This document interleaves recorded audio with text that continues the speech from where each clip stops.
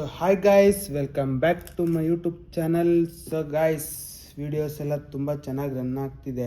But last 3 videos ಒಂದು ಸ್ವಲ್ಪ views ಕಡಿಮೆ ಆಗ್ತಿದೆ. ಸೊ ನನ್ನ ಪ್ರಕಾರ ಕಾನ್ಸೆಪ್ಟ್ ಇಷ್ಟ ಆಯ್ತಾ ಇಲ್ಲ ಅಂತ ಅನಿಸುತ್ತೆ ಗಾಯ್ಸ್. ತುಂಬ ಒಂದು ಸ್ವಲ್ಪ ಬೇಜಾರಾಗ್ತಿದೆ. ಸೊ ಆಲ್ಮೋಸ್ಟ್ 100 ಕೂಡ ರೀಚ್ ಆಗಿಲ್ಲ ಪ್ರೀವಿಯಸ್ 2 ವೀಡಿಯೋಸು. ಬಟ್ ನೋಡೋಣ ಏನಾಗುತ್ತೆ. ಕೆಲವೊಂದು ಟೈಮ್ ಹಂಗೆ ಒಂದು ಸ್ವಲ್ಪ ಡೌನ್ಫಾಲ್ ಇದ್ದೇ ಇರುತ್ತೆ, ಯಾವತ್ತೂ ಒಂದೇ ಸಮ ಇರಲ್ಲ. ಸೊ ಗೈಸ್, ಇವತ್ತಿಂದು ಕಾನ್ಸೆಪ್ಟ್ ಏನು ಹೇಳ್ತಾ ಇದ್ದೀನಿ ಅಂದರೆ, ಸೊ ಎಲ್ರಿಗೂ ಒಂದು ಡೌಟ್ ಇದ್ದೇ ಇರುತ್ತೆ, ಲೈಕ್ ಕಾಮನ್ನಾಗಿ.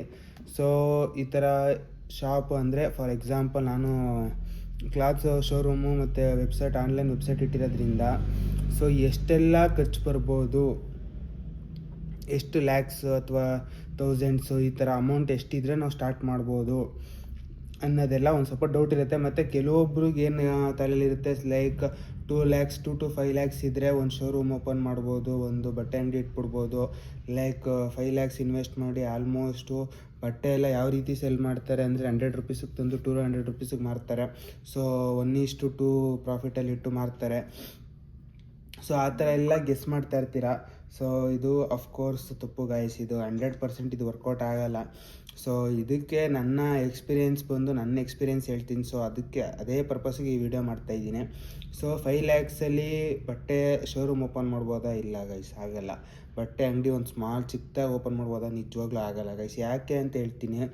ಸೊ ನೀವು ಮೇನ್ ರೋಡಲ್ಲಿ ಇಡಬೇಕಾಗುತ್ತೆ. ಬರೀ ಶೋರೂಮ್ ಥರ ಇಡ್ತೀನಿ, ಲೈಕ್ ನಾನು ಆಫ್ಲೈನ್ ಮಾತ್ರ ಮಾಡ್ಕೊತೀನಿ ಅಂದರೆ, ಸೊ ಅಲ್ಲಿ 1 lakhಯಿಂದ 2 lakhsವರೆಗೂ ಅಡ್ವಾನ್ಸ್ ಕೊಡಬೇಕಾಗುತ್ತೆ.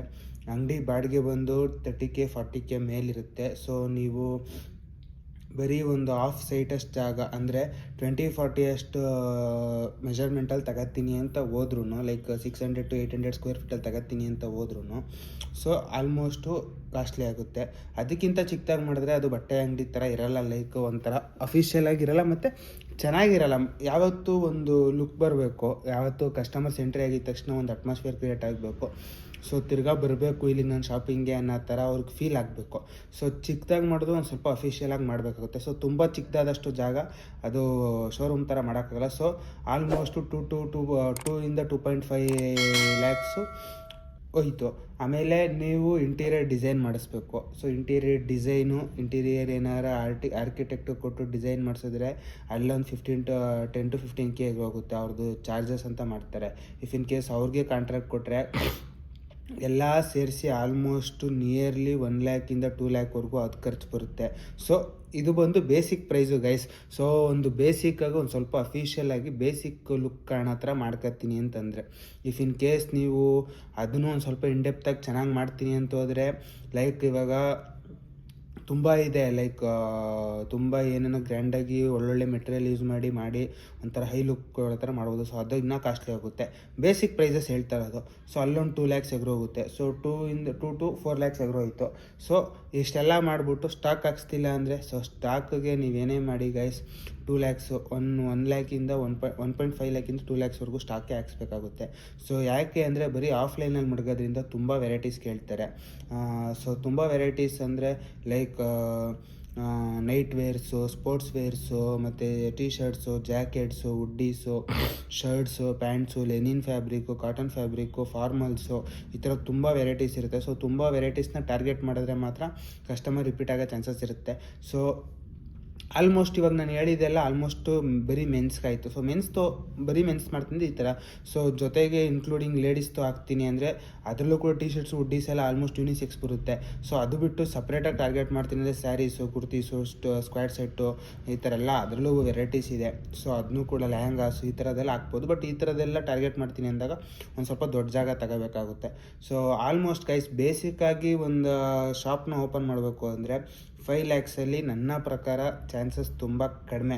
ಇಫ್ ಇನ್ ಕೇಸ್ ನಿಮ್ಮ ಹತ್ರ ಬಜೆಟ್ ಕಡಿಮೆ ಐತೆ, 2 to 3 lakhs ಅಷ್ಟೇ ನನ್ನ ಹತ್ರ ಬಜೆಟ್ ಇರೋದು ಅಂತ ಏನಾದರೂ ಅಂದರೆ ವಿತಿನ್ 5 lakhsವರೆಗೂ ಅಷ್ಟೇ ಬಜೆಟ್ ಇರೋದು ನನಗೆ, 5 lakhs ಒಳಗಡೆ ಯಾವ ಥರ ಮಾಡ್ಬೋದು ಏನಾರ ಐಡಿಯಾ ಇದೆಯಾ? ಲೈಕ್ ಹೌದು ಗೈಸ್, 5 lakhs ಒಳಗಡೆ ಇದ್ದರೆ ಆರಾಮಾಗಿ ಮಾಡ್ಬೋದು. ಬಟ್ ಏನು ಅಂದರೆ ಆಫ್ಲೈನ್ ಸ್ಟೋರ್ ಮಾಡೋಕ್ಕಾಗಲ್ಲ. ಸೊ ಆಫ್ಲೈನು ಮಾಡಬೇಕು ಅಂದರೆ ನಿಮಗೆ ಕಾಸ್ಟು ವಿಪರೀತ ಹೋಗುತ್ತೆ. ಸೊ ನೀವು ಆನ್ಲೈನ್ ಮಾಡಬೇಕಾಗುತ್ತೆ.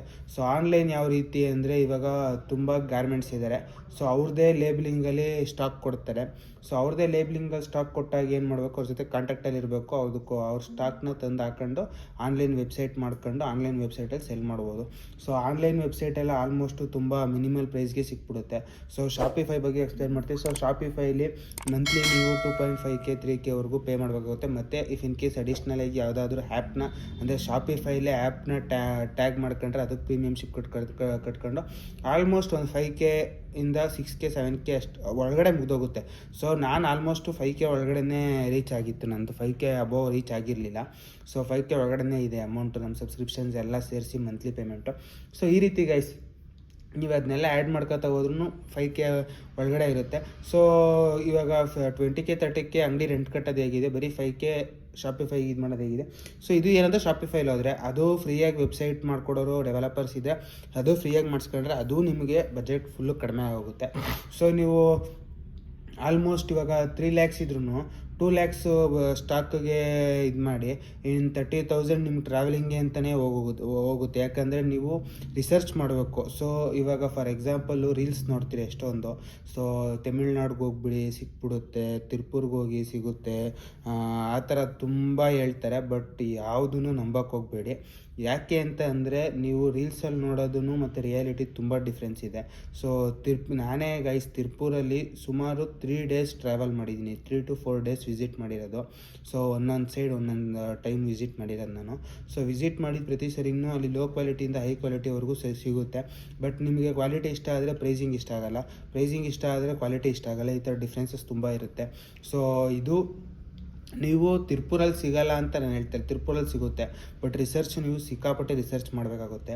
ಸೊ ರೀಲ್ಸ್ ನೋಡಿ ಮತ್ತು ಆನ್ಲೈನ್ ಆರ್ಡರ್ಸ್ ಅಂದ್ಬಿಟ್ಟು ಹಾಕ್ತಾರೆ ಕೆಲವೊಬ್ರು ಗಾರ್ಮೆಂಟ್ಸ್ ಅವರು.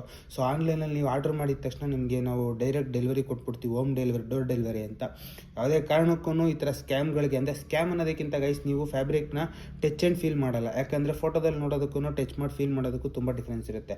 ಸೊ ಟಚ್ ಮಾಡಿ ಫೀಲ್ ಮಾಡಿ ನೀವು ಫ್ಯಾಬ್ರಿಕ್ ಹಾಕ್ಸೋದ್ರಿಂದ ನಿಮಗೆ ಒಂದು ಗ್ಯಾರಂಟಿ ಇರುತ್ತೆ, ಇದನ್ನು ನಾನು ಏನೇ ಆದರೂ ಸೆಲ್ ಮಾಡ್ಬೋದು, ಜನ ಇಷ್ಟಪಡ್ತಾರೆ ಅನ್ನೋದು ನಂಬಿಕೆ ಇರುತ್ತೆ, ನಿಮ್ಗೊಂದು ಕಾನ್ಫಿಡೆನ್ಸ್ ಇರುತ್ತೆ. ಸೊ ನೀವು ಆನ್ಲೈನಲ್ಲಿ ನೋಡ್ಬಿಟ್ಟು ಅವ್ರು ಎಷ್ಟೇ GSM ಹೇಳಿದ್ರು ನೀವು ಟಚ್ ಮಾಡಿ ಫೀಲ್ ಮಾಡೋಕ್ಕಾಗಲ್ಲ, ಫ್ಯಾಬ್ರಿಕ್ನ ಲೈವಾಗಿ ನೋಡೋಕ್ಕಾಗಲ್ಲ. ಸೊ ಹಂಗಾಗಿ ತುಂಬ ಕನ್ಫ್ಯೂಷನ್ಸ್ ಇರುತ್ತೆ ಮತ್ತು ಕಸ್ಟಮರ್ಸ್ ಕೂಡ ಅಟ್ರ್ಯಾಕ್ಟ್ ಆಗೋಲ್ಲ.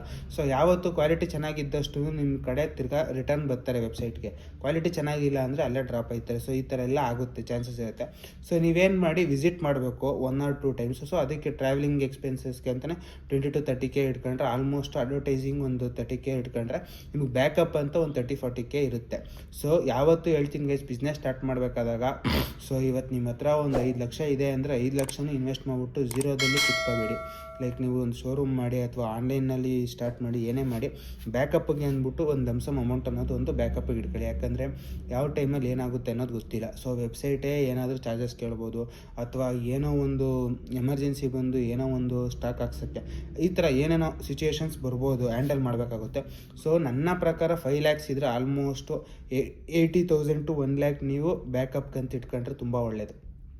ಸೊ ಅದು ಬಿಟ್ಟರೆ ಗೈಸ್ ಆಲ್ಮೋಸ್ಟು 3K 4K ಇದ್ದರೆ ಆನ್ಲೈನಲ್ಲಿ ವೆಬ್ಸೈಟ್ ಸ್ಟಾರ್ಟ್ ಮಾಡಿ ಸೊ ಸೇಲ್ ಮಾಡೋಕ್ಕೆ ಸ್ಟಾರ್ಟ್ ಮಾಡ್ಬೋದು. ಮತ್ತು ಇವಾಗ ತುಂಬ ಟ್ರೆಂಡಿಂಗಲ್ಲಿ ಓಡ್ತಿರೋದೇನೆಂದರೆ ಪ್ರಿಂಟೆಡ್ ಟೀ ಶರ್ಟ್ಸು ಮತ್ತು ಕಸ್ಟಮೈಸ್ ಪ್ರಿಂಟಿಂಗು, ಈ ಥರ ಟೀ ಶರ್ಟ್ಸು ಹುಡ್ಡೀಸು ತುಂಬ ಚೆನ್ನಾಗಿ ಓಡ್ತಿದೆ. ಸೊ ಇದ್ರ ಕಡೆನೇ ಕಾನ್ಸಂಟ್ರೇಟ್ ಮಾಡ್ಬೋದು. ಬಟ್ ಇದ್ರ ಕಡೆ ಕಾನ್ಸಂಟ್ರೇಟ್ ಮಾಡಬೇಕು ಅಂದರೆ 5 lakhs ಹತ್ತಿರ ಬೇಕೇ ಬೇಕು.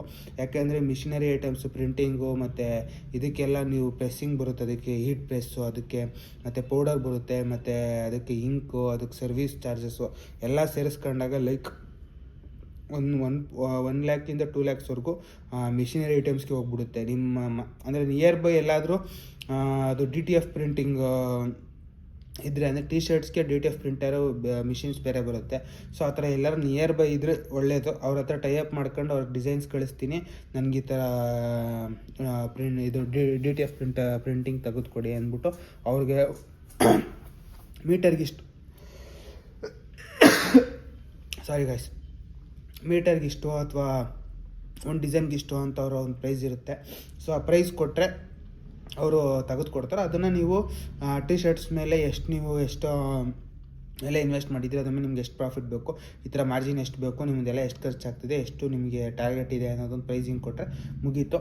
So if in case DTF printing machine near by ಎಲ್ಲೂ ಇಲ್ಲ ಅಂದರೆ, ಸೊ ಅವರೇನಾದರೂ ಓಕೆ ನಮಗೆ ಲಮ್ಸಮಾಗಿ ಕೊಟ್ಟರೆ ನಾವು ಡೆಲಿವರಿ ಕೂಡ ಕೊಡ್ತೀವಿ ಅಂದರೆ ಅವ್ರ ಜೊತೆ ಟೈಅಪ್ ಆಗಿ ಬೇಕಾದರೆ ಅವ್ರ ಹತ್ರ ಪ್ರಿಂಟಿಂಗ್ ತೆಗೆದು ಪೋಟರ್ ಗಿಟರ್ ಥರ ಮಾಡಿಸ್ಕೋಬೋದು.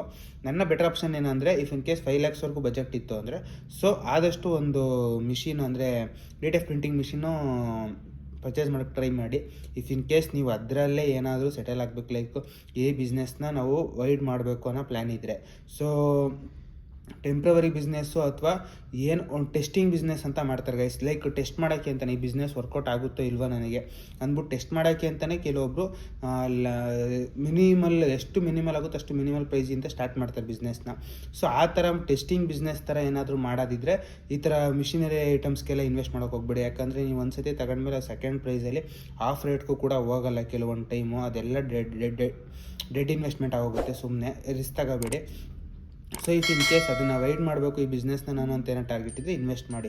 ಯಾಕಂದರೆ ಯಾವುದೇ ಕಾರಣಕ್ಕೂ ನಿಮ್ಗೆ ಲಾಸ್ ಅನ್ನೋದೊಂದು ಆಗೋಲ್ಲ. ಸೊ ವೈಡ್ ಮಾಡೋ ಟಾರ್ಗೆಟ್ ಇದ್ದಾಗ ಟೆಸ್ಟಿಂಗ್ ಬಿಸ್ನೆಸ್ಸು ಅಥವಾ ಸುಮ್ಮನೆ ಟೆಂಪ್ರವರಿ ಬಿಸ್ನೆಸ್ಸು ಅಥವಾ ಈಗ ಟ್ರೆಂಡಿಂಗಲ್ಲಿದೆ, ಈಗ ಒಂದು 3 months ನಾನು ಅಷ್ಟೇ ರನ್ ಮಾಡೋದು ಈ ಬಿಸ್ನೆಸ್ನ, ಆಮೇಲೆ ಬೇರೆ ಯಾವುದಾದ್ರು ಬಿಸ್ನೆಸ್ ಟ್ರೆಂಡಿಂಗ್ ಬಂದಾಗ ಆ ಬಿಸ್ನೆಸ್ ಕಡೆ ಟರ್ನ್ ಆಯ್ತೀನಿ ಅಂದಾಗ ಲೈಕ್ ಈ ಥರ ಇನ್ವೆಸ್ಟ್ಮೆಂಟ್ಸ್ ಎಲ್ಲ ಆದಷ್ಟು ಕಡಿಮೆ ಮಾಡಿ. ಡೈರೆಕ್ಟ್ ಸ್ಟಾಕಿಗೆ ಇನ್ವೆಸ್ಟ್ ಮಾಡಿ. ಲೈಕ್ ನಿಮಗೆ ಪ್ರಿಂಟೆಡ್ ಟೀ ಶರ್ಟ್ಸು ಈ ಥರ ಎಲ್ಲ ಉಡ್ಡೀಸ್ ಎಲ್ಲ ಸಿಗುತ್ತೆ. ಲೈಕ್ ಯಾವ ಡಿಸೈನ್ ಬೇಕೋ ಆ ಡಿಸೈನಲ್ಲಿ ಮಾಡಿಕೊಡ್ತಾರೆ. ಸೊ ಅವ್ರ ಹತ್ರ ಕಾಂಟ್ಯಾಕ್ಟ್ ಮಾಡಿ ಅವ್ರ ಹತ್ರ ಇದು ಮಾಡಿಸ್ಕೊಂಡು ತರಿಸ್ಕೊಳ್ಳಿ. ಲೈಕ್ ಇದರಲ್ಲಿ ನೀವು ಕಡಿಮೆ ಬಜೆಟ್ ಇರೋದ್ರಿಂದ ಗೈಸ್ ಏನು ಮಾಡಬೇಕು ಅಂದರೆ ನಿಮ್ಮದು ಓನ್ ಲೇಬ್ಲಿಂಗ್ ಅನ್ನೋದಾಗಲ್ಲ. ಸೊ ಓನ್ ಬ್ರ್ಯಾಂಡಿಂಗ್ ಮಾಡೋಕ್ಕಾಗಲ್ಲ. ಸೊ ಕಡಿಮೆ ಬಜೆಟ್ ಇರೋದ್ರಿಂದ ನೀವು ಅವ್ರದ್ದೇ ಬ್ರ್ಯಾಂಡಲ್ಲಿ ತರಬೇಕು. ಸೊ ಗಾರ್ಮೆಂಟ್ಸ್ ಅವ್ರು ಏನು ಮಾಡಿರ್ತಾರೆ, ಅವ್ರದ್ದೇ ಓನ್ ಬ್ರ್ಯಾಂಡಿಂಗ್ ಅನ್ನೋದೊಂದು ಲೇಬ್ಲಿಂಗ್ ಮಾಡ್ಕೊಂಡಿರ್ತಾರೆ. ಸೊ ಅವ್ರ ಜೊತೆ ಮಾತಾಡ್ಕೊಂಡು ಲೈಕ್ ನಾನು ಇದನ್ನು ನಮ್ಮ ವೆಬ್ಸೈಟಲ್ಲಿ ಅಪ್ಲೋಡ್ ಮಾಡ್ಬೋದಾ, ನಿಮ್ಮ ಕಡೆಯಿಂದ ಏನಾದ್ರು ರಿಸ್ಟ್ರಿಕ್ಷನ್ಸ್ ಇದೆಯಾ ಅಂತ ಅವ್ರ ಹತ್ರ ಡಿಸ್ಕಸ್ ಮಾಡಿ. ಇಫ್ ಇನ್ ಕೇಸ್ ಅವ್ರು 100% ಶ್ಯೂರಿಟಿ ಗ್ಯಾರಂಟಿ ಕೊಟ್ಟರೆ ಲೈಕ್ ಅಪ್ಲೋಡ್ ಮಾಡಿ ಗೈಸ್, ನಮಗೆ ಅಪ್ಲೋಡ್ ಮಾಡಿ, ನೀವು ನಮ್ಮ ಕಡೆಯಿಂದ ಏನೂ ಪ್ರಾಬ್ಲಮ್ ಆಗೋಲ್ಲ ಅಂತ ಏನಾದರೂ ಗ್ಯಾರಂಟಿ ಕೊಟ್ಟರೆ ಮಾತ್ರ ಅಪ್ಲೋಡ್ ಮಾಡಿ. ಯಾಕೆ ಅಂದರೆ ಇವಾಗ ಪೂಮಾ, ನೈಕಿ, ಟೀ ಶರ್ಟ್ಸು, ಹುಡ್ಡೀಸು ಈ ಥರ ಯಾವುದಾದ್ರೂ ಫಸ್ಟ್ ಕಾಪಿ ಅಥವಾ ಈ ಥರ ಸಿಗುತ್ತೆ, ಫಸ್ಟ್ ಕಾಪಿಗಳು ಈ ಥರ ಕಾಪೀಸ್ ಸಿಗುತ್ತೆ. ಸೊ ಆ ಕಾಪಿನ ನೀವು ಆನ್ಲೈನ್ ವೆಬ್ಸೈಟಲ್ಲಿ ನಿಮ್ಮ ವೆಬ್ಸೈಟಲ್ಲಿ ಸೇಲ್ ಮಾಡೋ ಹಾಗಿಲ್ಲ. ಯಾಕಂದರೆ ಅವ್ರದ್ದು ಕಂಪ್ಲೀಟ್ ರಿಸ್ಟ್ರಿಕ್ಷನ್ಸ್ ಇರುತ್ತೆ ಮತ್ತು ಅವ್ರು ಟ್ರೇಡ್ ಮಾರ್ಕ್ ರಿಜಿಸ್ಟರ್ ಆಗಿರೋದ್ರಿಂದ ಸೊ ಕಂಪ್ಲೀಟ್ ಆ್ಯಕ್ಷನ್ ತಗೊಳ್ಳೋ ಚಾನ್ಸಸ್ ಇರುತ್ತೆ. ಸೊ ಈ ಥರ ರಿಸ್ಕ್ ಕೈ ಹಾಕ್ಬೇಡಿ. ಸೊ ಒನ್ಸು ಡಿಸ್ಕಸ್ ಮಾಡಿ, ಸೊ ಇದನ್ನು ನಾನು ಅಪ್ಲೋಡ್ ಮಾಡ್ಬೋದಾ ವೆಬ್ಸೈಟಲ್ಲಿ, ಯಾವ ರೀತಿ ಹೆಂಗೆ ಅಂತ. ಅವ್ರದ್ದೇ ಬ್ರ್ಯಾಂಡ್ ಆಗಿದ್ದರೆ ಮಾತ್ರ ಅಪ್ಲೋಡ್ ಮಾಡಿ. ಇಫ್ ಇನ್ ಕೇಸ್ ಇದು ನಮ್ಮದೆಲ್ಲ ಬ್ರ್ಯಾಂಡು ಬಟ್ ಅಪ್ಲೋಡ್ ಮಾಡಿ ಏನೂ ಪ್ರಾಬ್ಲಮ್ ಆಗಲ್ಲ ಅಂತಂದ್ರೂ ನೀವು ಕ್ರಾಸ್ ವೆರಿಫೈ ಮಾಡ್ಕೊಂಡು ಬ್ರ್ಯಾಂಡು ಅಂದರೆ ಕಂಪ್ಲೀಟ್ ಬ್ರ್ಯಾಂಡ್ ಅವ್ರ ಜೊತೆ ನೀವು ಡಿಸ್ಕಸ್ ಮಾಡಿ ಅವ್ರ ಕಡೆಯಿಂದ ಲೈಕ್ ಓಕೆ ನಮ್ಮ ಕಡೆಯಿಂದ ಏನೂ ಪ್ರಾಬ್ಲಮ್ ಆಗಲ್ಲ ಅನ್ನೋ ಶ್ಯೂರಿಟಿ ಗ್ಯಾರಂಟಿ ಕೊಟ್ಟರೆ ಮಾತ್ರ ನೀವು ಅಪ್ಲೋಡ್ ಮಾಡಿ. ಸೊ ಇಫ್ ಇನ್ ಕೇಸ್ ಅವರು ರಿಪ್ಲೈ ಮಾಡ್ತಾಯಿಲ್ಲ, ರೆಸ್ಪಾನ್ಸ್ ಮಾಡ್ತಾಯಿಲ್ಲ ಅಂದಾಗ ಕೇರ್ಫುಲ್ ಆಗಿರಿ. ಯಾಕಂದರೆ ಆ ಬ್ರ್ಯಾಂಡ್ ಅವ್ರು ಯಾವಾಗ ಟರ್ನ್ ಆಗ್ತಾರೋ ಗೊತ್ತಿಲ್ಲ. ಇಫ್ ಇನ್ ಕೇಸ್ ಅವ್ರು ಟರ್ನ್ ಆದರೆ ಲೈಕ್ ನಿಮ್ಮ ಬಿಸ್ನೆಸ್ ಗ್ರೋತ್ ಆಯ್ತಿದ್ದಂಗೆ ಟರ್ನ್ ಆಗೋ ಚಾನ್ಸಸ್ ಇರುತ್ತೆ. ಕೆಲವೊಂದು ಬ್ರ್ಯಾಂಡ್ ಅಂದರೆ ಗಾರ್ಮೆಂಟ್ಸ್ ಬ್ರ್ಯಾಂಡಲ್ಲಿ ಹೇಳ್ತಾರೆ, ನಾರ್ಮಲಾಗಿ ಬೇರೆ ಬೇರೆ ಬ್ರ್ಯಾಂಡು ಇರ್ತವೆ, ಚಿಕ್ಕ ಪುಟ್ಟ ಬ್ರ್ಯಾಂಡ್. ಇವಾಗ for example VBPA fashion, so ನಾನು ಹೋಲ್ಸೇಲ್ ಕೊಡ್ತಾಯಿಲ್ಲ. ಇಫ್ ಇನ್ ಕೇಸ್ ಹೋಲ್ಸೇಲ್ ಕೊಟ್ಟು ಅವ್ರೇನಾರ ವೆಬ್ಸೈಟಲ್ಲಿ ಹಾಕೊಂಡು ಅವರು ನನಗಿಂತ ಕಡಿಮೆ ಪ್ರೈಸ್ ಕೊಟ್ಟು ಅವ್ರ ವೆಬ್ಸೈಟ್ನ ಕ್ಲಿಕ್ ಮಾಡ್ಕೊಂಡು ಅವರು ಒಂದು ಬೆಳವಣಿಗೆ ನೋಡಿದಾಗ ನಾನೇ ಟರ್ನ್ ಆಗ್ಬೋದು. ಟ್ರೇಡ್ ಮಾರ್ಕ್ ಇರುತ್ತೆ ನನ್ನ ಹತ್ರ, ಓಕೆ ಫೈನ್, ನನ್ನ ಹತ್ರ ಟ್ರೇಡ್ ಮಾರ್ಕ್ ಇದೆ, ಎಲ್ಲ ಕಾಪಿರೈಟ್ಸ್ ಇದಿದೆ. ಸೊ ಯಾವ ರೀತಿ ನನ್ನ ವಿತೌಟ್ ಮೈ ಪರ್ಮಿಷನ್ ನೀನು ಅಪ್ಲೋಡ್ ಮಾಡಿದ್ಯಾ ಅಂತ ಕೇಳ್ಬೋದು. ವಿತ್ ಪರ್ಮಿಷನ್ ತಗೊಂಡ್ರು ಅಗ್ರಿಮೆಂಟ್ ಆಗಿಲ್ಲ ಅಂದ್ರೂ ನಾನು ಟರ್ನ್ ಆಗ್ಬೋದು. ಲೈಕ್ ನಾನು ಪರ್ಮಿಷನ್ ಇದ್ದರೆ ಏನು ಇದು ಕೊಡು ನನಗೆ, ಲೈಕ್ ಶ್ಯೂರಿಟಿ ಏನಾದ್ರು ಇದ್ದರೆ ಕೊಡು, ನಾನೇನಾದ್ರು ಪ್ರೂಫ್ ಇದೆಯಾ ನಿನ್ನ ಹತ್ರ ನಾನು ಹೇಳಿರೋದಕ್ಕೆ ಅಂತ ಟರ್ನ್ ಆಗ್ಬೋದು. ಸೊ ಈ ರೀತಿ ಎಲ್ಲ ಸ್ಕ್ಯಾಮ್ಸ್ ನಡೆಯುತ್ತೆ, ಬಟ್ ಹುಷಾರಾಗಿರ್ರೆ.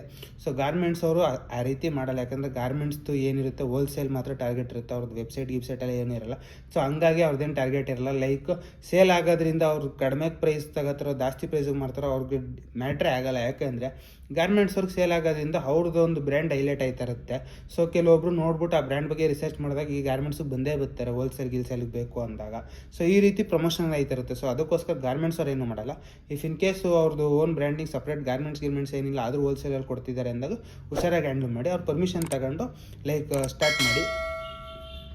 ಕಡಿಮೆ ಬಜೆಟ್ ಇದ್ದರೆ ಗೈಸ್ ನನ್ನ ಪ್ರಕಾರ ಇದು ಓಕೆ ನಾನು 10 lakhsವರೆಗೂ ಇನ್ವೆಸ್ಟ್ ಮಾಡೋಕ್ಕೆ ರೆಡಿ ಇದ್ದೀನಿ ಅಂದರೆ ಆಫ್ಲೈನ್ ಸ್ಟೋರ್ ಓಪನ್ ಮಾಡ್ಬೋದು. 10 lakhsವರೆಗೂ ಅಂದರೆ 10 lakhs ಖರ್ಚಾಗಲ್ಲ. ಬ್ಯಾಕಪ್ಗೆ ಅಂತ ಒಂದು 1.5 2 lakhs ಇಟ್ಕೊಳ್ಳಿ. ಯಾಕಂದರೆ ಕೆಲವೊಂದು ಅಂದರೆ starting 1 month or 2 months business ಏನಾದರೂ ಎದ್ದೇಳಲಿಲ್ಲ, ಬಿಸ್ನೆಸ್ ಆಗಿಲ್ಲ ಅಂದಾಗ ಸೊ ಅದಕ್ಕೆ ಬಾಡಿಗೆ ಕಟ್ಟೋಕ್ಕೆಲ್ಲ ಒಂದು ಸ್ವಲ್ಪ ಬ್ಯಾಕಪ್ಪಿಗೆ ಅಮೌಂಟ್ ಇದ್ದಂಗೆ ಇರುತ್ತೆ. ಸೊ ಸ್ಟಾರ್ಟಿಂಗ್ ಒಂದು 2 to 3 ಮಂತ್ಸ್ ಯಾವುದೇ ಎಲ್ಲ ರಿಸ್ಕ್ ಇದ್ದೇ ಇರುತ್ತೆ.